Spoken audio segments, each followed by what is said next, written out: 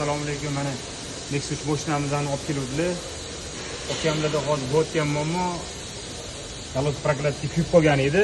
Ko'rayotganinglarda mana 3-silindr je antifriz bo'yapti. Bir yechuvdik. Mana hozir bu yerda yana ishlak bo'lib, dabdala chiqib ketgan ekan. Ko'rayotganinglarda mana ko'rayotganinglarda mana galopkani ham mana ko'rayotganinglarda shu dabdala chiqib yotibdi. Mana galop prokladka burada qog'ozga qo'yib qo'yishgan ekan. Ko'rayotganinglarda mana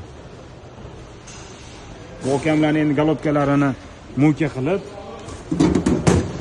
mana ko'rayotgan bo'lsanglar mana shilfovka qilamiz, aprisovka qildirib, cho'tka bo'lsa, xudo xolasa klaplarni regrovka qilamiz edi. Keyin o'zida zavodskiy original prokladka turadi bunaqa. Mana shunaqa original prokladka qo'yib beramiz. Alloh nasib ishlari zo'r bo'ladi.